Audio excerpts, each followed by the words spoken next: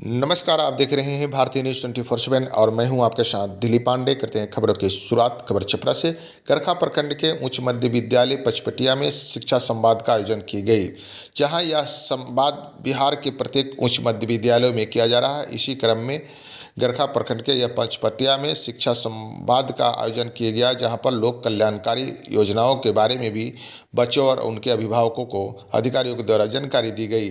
जहां इस भीषण ठंडी में भी छात्र छात्राएं और उनके अभिभावक इस योजना को जानकारी लेने हेतु इस विद्यालय में उपस्थित रहे, जहां पर सभी शिक्षक और अधिकारियों के द्वारा यह जानकारी दी गई।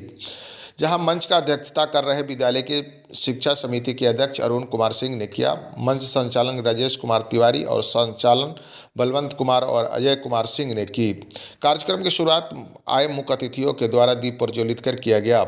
इसके बाद विद्यालय के प्रभारी प्रधानाध्यापक मणिंद्र कुमार ने अन्य शिक्षकों ने अतिथियों को माल्यार्पण करते हुए उन्हें सम्मानित की गई। जिसके बाद विद्यालयों के छात्र छात्राओं ने आए आगंतुकों को स्वागत गीत गाकर उन्हें अभिनंदन किया। सबसे पहले कृषि विभाग से जुड़ी सरकारी योजनाओं की जानकारी गरखा प्रखंड के कृषि पदाधिकारी शिवजी पासवान ने दी। जिसके बाद कार्यक्रम का गरखा प्रभारी के प्रखंड के मोहम्मद एजाज हसन ने छात्र छात्राओं के लिए जो सरकार के दिए जाने वाली योजनाएं हैं उन्हें विशेषकर बताया, जिसमें पोशाक राशि योजना, साइकिल योजना, छात्रवृत्ति सहित दर्जनों योजनाओं की जानकारी छात्रों छात्राओं और अभिभावकों को दी। इसके बाद वर्ग 9 की छात्रा तनु कुमारी और पूर्व छात्र अनुराग कुमार के द्वारा मंच पर चर संवाद स्थापित की गई।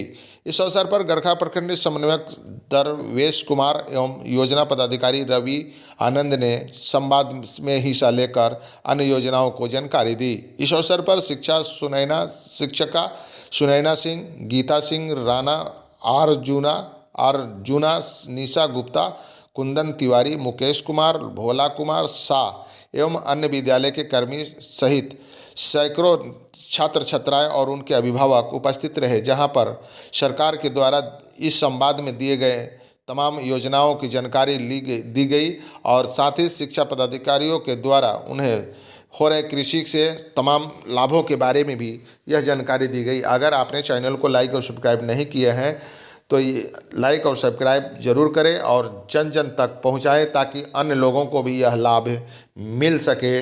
नमस्कार।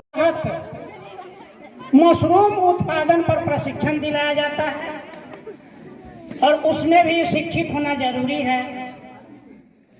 बटेर पालन पर प्रशिक्षण दिया जाता है। कड़कनाथ मुर्गा पालन पर प्रशिक्षण दिया जाता है। बकरी पालन पर प्रशिक्षण दिया जाता है। जैविक खेती पर प्रशिक्षण दिया जाता है। ये सब प्रशिक्षण देने के बाद प्रशिक्षण जो बेरोजगार युवक प्रशिक्षण लेते हैं तो उनको अनुदान के रूप में उस कार्य करने के लिए व्यवस्था किया जाता है, जो उद्यान विभाग से होता है।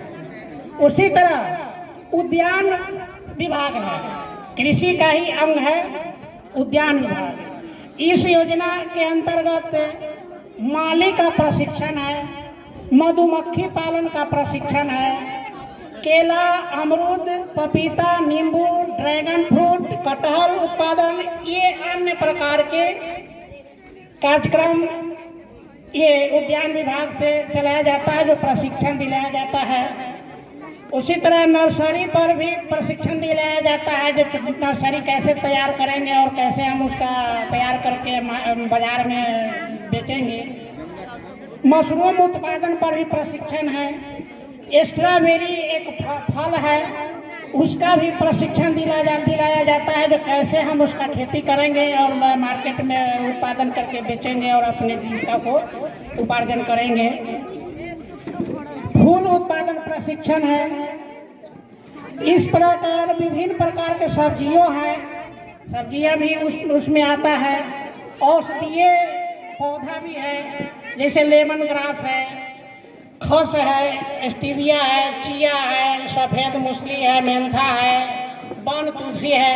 ये सब का प्रशिक्षण उद्यान विभाग से दिलाया जाता है, जो प्रशिक्षण प्राप्त करके उसको अनुदान स्वरूप कार्य अपना व्यवसाय चलाने के लिए कार्य योजना दिया जाता है और मदद किया जाता है उद्यान विभाग से।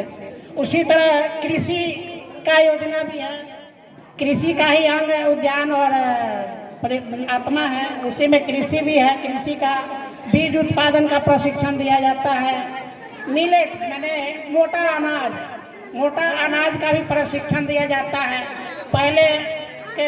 पहले जो उगता था मरुआ, सामा, कोदो, बाजरा, ज्वार, ये सब जो है अब बहुत छूट गया है। इसका भी अब सरकार की ओर से योजनाएं आ रही है जो भाई मोटा अनाज पर भी ध्यान दिया जाए, ताकि बहुत से महीन दाना खाते खाते हमारे शरीर में बहुत प्रकार के रोग व्याधि का प्रकोप हो जा रहा है। तो मोटा दाना पर भी, मिलेट सब पर भी ध्यान दिया जा रहा है, उसका भी प्रशिक्षण दिलाया जाता है। जैविक खेती पर भी प्रशिक्षण दिलाया जाता है, उसमें भी अनुदान है। अब जैविक खेती के लिए उसमें ज़्यादा करके हम आए हुए अभिभावकगण से अनुरोध करेंगे और अपने बच्चे छात्र छात्राओं से अनुरोध करेंगे कि ये अपने गार्जियन को, अभिभावक को बतावेंगे कि भाई हमारा खेत जो है उसे रासायनिक उर्वरक देते देते उर्वरा शक्ति छीन होते जा रहा है। आने वाले भविष्य में उसका उर्वरा शक्ति खत्म हो जाएगा, इसलिए जैविक खेती ही करना उचित होगा। तो ये जैविक खेती करेंगे।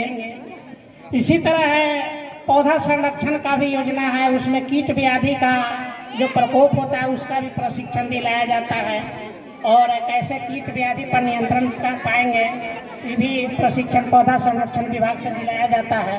मत्स्य योजना है, उसमें भी है मत्स्य पालन, हैचरी उत्पादन, दियारा विकास योजना, ये सब जो है सभी कृषि का अंग है। और हमारे बेरोजगार युवक को इस प्रकार के प्रशिक्षण दिला करके उनको रोजगार मुहैया कराया जाता है।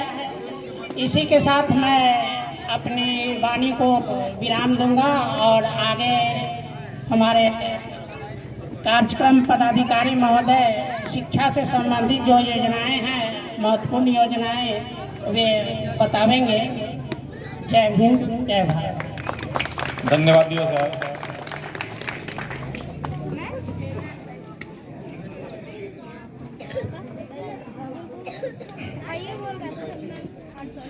इस मंच पर उपस्थित हमारे प्रभारी प्रधान अध्यापक श्री मनिंदर कुमार जी, मंच की अध्यक्षता कर रहे विद्यालय समिति के अध्यक्ष श्री अरुण कुमार सिंह जी, मंच संचालक श्री राजेश कुमार तिवारी जी, सह संचालक बलवंत कुमार जी, अजय कुमार सिंह जी, यहाँ की जितनी सारी शिक्षिकाएं हैं, हमारे प्रधान अध्यापक महोदय, यहाँ पर उपस्थित सभी अभिभावक का इस शिक्षा संवाद में हार्दिक स्वागत करता है।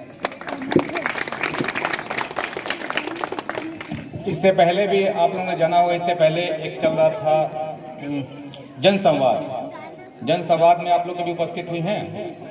उसमें था कि सभी विभाग की योजनाओं की जानकारी दी जाती थी। तो ये स्पेशली किया जा रहा है, शिक्षा से संबंधित जो भी योजनाएं चल रही हैं उसके लिए शिक्षा संवाद करने का निर्देश बिहार सरकार के द्वारा दिया गया है। तो इसका उद्देश्य क्या है? शिक्षा संवाद जो हम लोग कर रहे हैं, इसका उद्देश्य क्या है? बिहार सरकार का सबसे बड़ा बजट जो है वो शिक्षा पर खर्च होता है, लगभग 22% जो है खर्च होता है शिक्षा पर, लेकिन उसका लाभ हम लोग जो है सभी लोग ले नहीं पाते हैं।